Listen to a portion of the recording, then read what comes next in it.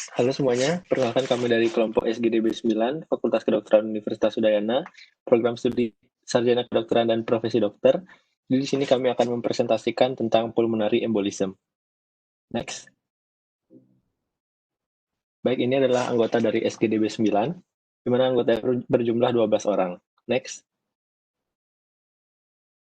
Baik, jadi untuk latar belakang sendiri saya akan jelaskan. Jadi apa sih pulmonary embolism? Jadi pulmonary embolism adalah suatu kondisi di mana terjadi penyumbatan pada arteri di paru-paru yang menghalangi aliran darah ke paru-paru. Emboli paru sangat berbahaya dan bisa mematikan. Sayangnya, pulmonary embolism sendiri seringkali luput dari diagnosis karena pasien datang tanpa tanda dan gejala, khususnya yang menyebabkan penanganan yang salah dan membawa kematian. Di negara Amerika sendiri, angka kematian akibat pulmonary embolism mencapai angka 100.000 jiwa per tahun. Next. Jadi selanjutnya perkenalkan, saya Alicia Madeline dengan 3 digit NIM terakhir 135. Jadi untuk definisi dari emboli paru itu merupakan penyumbatan pada arteri paru oleh gumpalan darah atau trombus sehingga dapat menghalangi aliran darah ke paru. Selanjutnya akan dijelaskan oleh teman saya. Perkenalkan, saya Hyang Ayu Dedari dengan 3 digit NIM terakhir 091. Jadi saya akan menjelaskan tentang epidemiologi.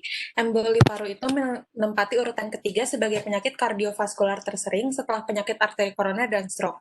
Tidak ada data epidemiologi yang pasti tentang kejadian tersebut, namun jumlahnya kemungkinan besar lebih tinggi karena silent pulmonary embolism dapat berkembang pada pasien dengan trombosis vena dalam, pasien yang tidak terdiagnosis, atau pasien yang didiagnosis selama autopsi.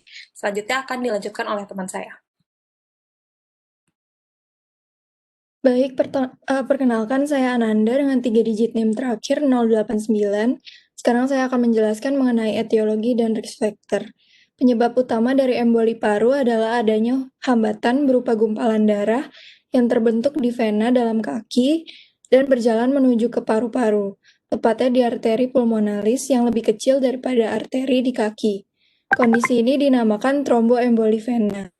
Penyebab lainnya dari emboli paru dalam kasus yang jarang terjadi adalah massa yang kecil, lemak, gelembung darah, tumor, atau cairan ketuban.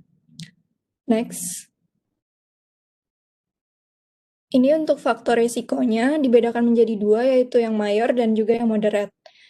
Untuk yang mayor adalah imobilisasi, infark miokard, trauma cerebrovaskular atau stroke, riwayat tromboemboli vena, usia tua, keganasan, trombofilia, kateter vena yang menetap, operasi, dan trauma yang baru terjadi. Yang moderat adalah riwayat tromboemboli vena pada keluarga, penggunaan estrogen atau hormon replacement terapi, merokok, kehamilan, dan juga obesitas. Selanjutnya akan dilanjutkan oleh teman saya. Perkenalkan, saya Triatmi dengan 3 digit NIM terakhir 031. Di sini saya akan menjelaskan patofisiologi dari emboli paru. Intinya, emboli paru itu sebenarnya berasal dari trombus yang ada di ekstremitas bagian bawah kita. Kemudian dia berkelana menuju ke sirkulasi di paru-paru. Nah, kemudian adanya emboli ini dia akan menyebabkan gangguan di aliran darah yang balik ke jantung, sehingga right ventricle atau ventricle kanan kita itu akan mengalami gangguan, di mana tekanan di right ventricle-nya itu akan meningkat, sehingga lama-lama akan bisa menyebabkan kondisi iskemik, disfungsi, dan juga hipotensi. Nah, untuk di paru-paru sendiri, emboli ini akan menyebabkan suatu obstruksi yang berpengaruh ke terjadinya gangguan pertukaran gas. Kemudian juga akan terjadi bronkokonstriksi atau menyempitnya saluran di bronkus, sehingga kita tahu bahwa jika terjadi bronkokonstriksi, maka akan terjadi peningkatan kadar CO2 dan ini akan menyebabkan seseorang untuk mengalami yang namanya hiperventilasi. Jika seseorang mengalami hiperventilasi, maka kadar CO2-nya akan menurun dan akan menyebabkan suatu kondisi yang namanya respiratory alkalosis. Mungkin sekian dari saya, akan dilanjutkan oleh teman saya. Terima kasih. Selanjutnya, di sini saya akan menjelaskan tentang sign and symptoms. Perkenalkan, saya Angleri Julia dengan 3 digit terakhir 097. Di sini, tanda dan gejala dari pulmonary embolism sendiri tidak spesifik, sehingga dapat menjadi manifestasi klinis dari penyakit lain seperti infark miokard dan pneumonia. Tanda dan gejala yang sering dijumpai pada emboli paru seperti nyeri dada yang disertai atau tidak disertai dengan sesak nafas, kemudian palpitasi, sinkop atau shock, kemudian hemoptysis atau batuk darah, kemudian ada gejala dari deep vein thrombosis, kemudian takikardi, takipnya, dan peningkatan tekanan dari jugularis. Selanjutnya akan dijelaskan oleh teman saya. Selanjutnya itu ada diagnosis. Perkenalkan, saya Muhammad M. Harun dengan 3 digit NIM terakhir 252. Jadi beberapa pertanyaan yang boleh ditanyakan untuk menegakkan diagnosis itu ada apakah ada riwayat sakit dada dalam minggu terakhir, terus apakah ada mengalami episode shortness of breath ketika melakukan aktivitas ataupun apabila tidak melakukan aktivitas seperti contoh pas lagi tidur. Seterusnya itu adakah episode rapid breathing, wheezing, dan coughing ataupun sign and symptom of hypoxia. Next. Selanjutnya itu tes-tes lain yang boleh dilakukan itu ada blood test, CT pulmonary angiography sebagai gold standard mendiagnosis, ultrasound, ventilation perfusion lung scintigraphy ataupun dikenali sebagai VQ scan. Selanjutnya dijelaskan oleh teman saya.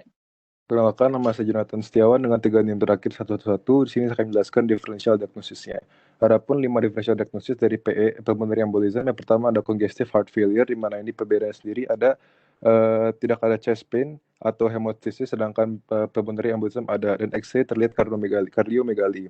Kedua ada perikarditis, di mana simptom yang berbeda ini adalah tidak ada hemostasis atau batuk darah, dan terlihat ada koleksi dari cairan dalam perikardial tersebut. Next.